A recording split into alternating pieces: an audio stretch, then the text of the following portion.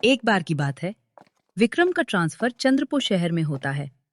विक्रम अपने घर जाता है और अपनी पत्नी सुमन और माँ सावित्री से बोलता है। अरे माँ, मेरा ट्रांसफर फिर से हो गया है और इस बार हमें चंद्रपुर जाना है। विक्रम की बात सुनकर सावित्री गुस्से में बोलती है, पता नहीं कौन सी नौकरी करता है तू। जब देखो यहाँ वहां पोस्टिंग होती रहती है, कभी एक जगह टिकेगा या नहीं। तेरी कंपनी ने हमें कहीं का नहीं छोड़ा है। सावित्री की बात सुनकर विक्रम हंसने लगता है। फिर विक्रम, सावित्री और सुमन चंद्रपुर चले जाते हैं। चंद्रपुर में विक्रम किराए पर एक घर लेता है। घर बहुत ही बड़ा होता है और शहर से थोड़ा दूर होता है। घर को देखकर सुमन खुश हो जाती है और कहती है, अरे वाह, ये तो बड़ा ही सुंदर और आलीशान घर है। सुमन और विक्रम नए घर को देख देखकर खुश हो रहे होते हैं, लेकिन सावित्री विक्रम से बोलती है, तेरे को अकल वकल है कि नहीं? ये कहाँ जंगल में घर ले लिया? यहाँ हम रहेंगे कैसे? तू तो साहब बाबू बनकर ऑफिस चला जाएगा। फंसेंगे तो हम घर की औरतें ही ना। विक्रम कुछ बोलता, उससे पहले ही सुमन बोल पड़ती है, माँ जी, घर अच्छा है, आप चिंता मत कीजिए। सावित्री तंज कसते हुए कहती है, बहू, तू हर बार इसे बचा लेती है। फिर सावित्री वहां से चली जाती है। कुछ दिन बीत जाते हैं। सुमन और सावित्री एक दिन बैठे बैठे बातें कर रहे होते हैं। माँ, आप ठीक ही कह रही थी, थोड़ी परेशानी तो है यहाँ। देखो ना, कब से एक नौकरानी भी नहीं मिल पा रही है हमें, और रात में भी यहाँ डर लगता है। बहुत ही सुनसान है ये इलाका, सुमन ने कहा। सावित्री बोली, देखा, तुम दोनों मियाँ बीवी मेरी बात तो समझते ही नहीं हो। अरे मैं तो पहले ही कह रही थी कि ये जगह ठीक नहीं है। उसी समय घर की घंटी बजती है। सुमन जाकर दरवाजा खोलती है तो सामने एक औरत खड़ी होती है। वो औरत सुमन से बोलती है, जी मैम साहब, मेरा नाम कमला है और मैं काम वाली हूँ। काम की तलाश कर रही हूँ। आपके पास कोई काम है क्या? काम वाली की बात सुनकर सुमन खुश हो जाती है। फिर सुमन माँ से कहती है, अरे देखो तो, नौकरानी आई है, आकर इससे काम की बात कर लो ना। सावित्री बोलती है, अरे रख ले इसे, पैसे पूछ कर। मैं मना कर दूंगी तो क्या नहीं रखेगी तू नौकरानी? वैसे भी एक काम तेरे से ठीक से नहीं होता। फिर सावित्री के कहने पर सुमन काम वाली को काम पर रख लेती है। कमला तुरंत बोलती है, मुझे पता है आपकी किचन कहाँ है और कौन सा कमरा कहाँ है। कमला की बात सुनकर सुमन घबरा जाती है। तुम्हें कैसे पता कि कौन सा कमरा कहाँ है? तुम कोई अंतर्यामी हो क्या? सुमन को यूं घबराते देख कमला हंसते हुए कहती है, अरे मालकिन, आप भी ना फिजूल में घबरा रही हैं। मैं पहले भी इस घर में काम कर चुकी हूँ। आपसे पहले यहाँ एक साहब रहते थे। कमला की बात सुनकर सुमन का डर खत्म हो जाता है और वो कमला से कहती है, अरे कमला, तूने तो मुझे डरा ही दिया था।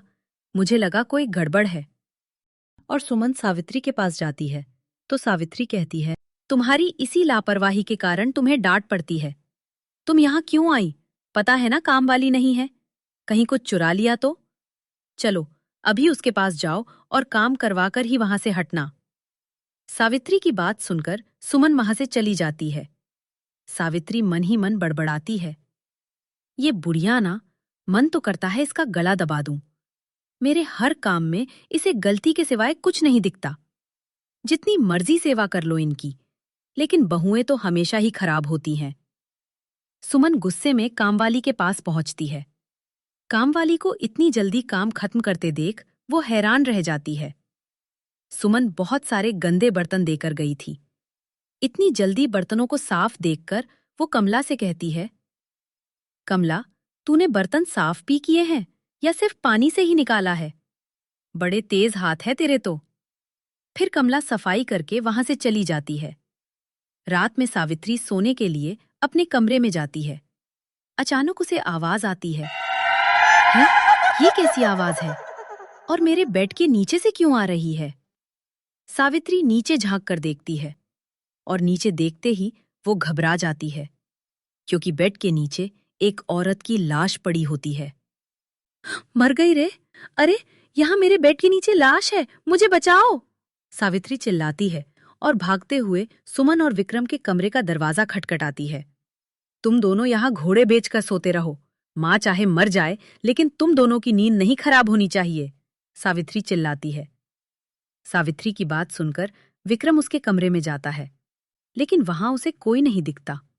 ये देखकर विक्रम बोलता है, माँ, तुम भी क्या सपना देख रही हो? यहाँ तो कोई नहीं है। सावित्री को घबराया हुआ देखकर विक्रम सावित्री को अपने ही कमरे में सुला लेता है।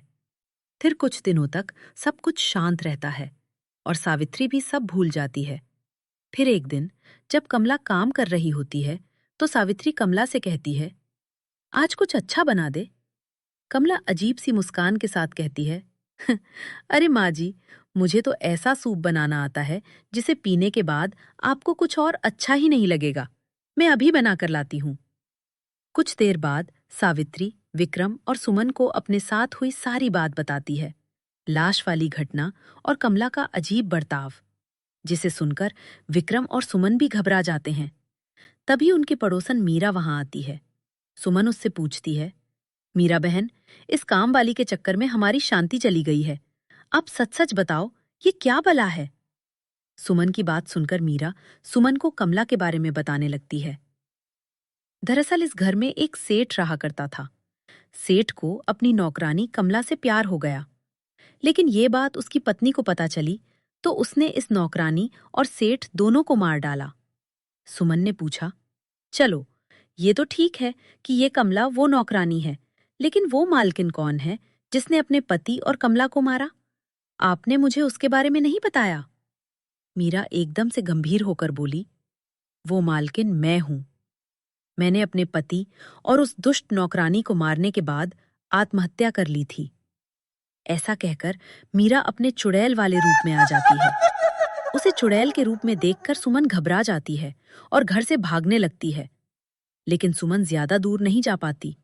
चुड़ैल यानी मीरा उसके सामने आकर खड़ी हो जाती है, लेकिन फिर मीरा कहती है, तुम चिंता मत करो, इस कमला की बच्ची को मैं मजा चखाऊंगी, क्योंकि वो मेरी दुश्मन है। ये जानकर सुमन थोड़ी हिम्मत जुटाती है और एक तांत्रिक के पास जाती है और उन्हें चुड़ैल और कमला के बारे में सब कुछ बताती है। तांत्रिक उसे उपाय बताता है। तांत्रिक से बात करके सुमन अपने घर में जाती है। कमला वहां खड़ी होती है और सुमन को घूर रही होती है। सुमन कमला से कहती है, ज्यादा बनने की जरूरत नहीं है, मुझे पता है ये सब तू कर रही है। सुमन की बात सुनकर कमला भी अपने असली चुड़ैल के रूप में आ जाती है और बोलती है, अब तुझे पता है कि मैं कौन हूं, तो तुझे ये भी पता होगा कि चुड़ैल क्या करती है। तुझे भी मरना होगा। सुमन निडर होकर कहती है, तू मुझे छू भी नहीं सकती, समझी? क्योंकि बजरंगबली मेरे साथ हैं। ऐसा कहकर सुमन हनुमान चालीसा का पाठ करने लगती है और तांत्रिक का दिया हुआ सिंदूर चुड़ैल के ऊपर फेंक देती है। जैसे ही हनुमान चालीसा का पाठ खत्म होता है, कमला जलकर भस्म हो जाती है। कमला के खत्म होते ही मीरा, जो सेठानी की आत्मा थी, भी उस घर के बंधन से आजाद होकर चली जाती है। इसके बाद सावित्री, सुमन और विक्रम उस घर में खुशी से रहने लगते हैं।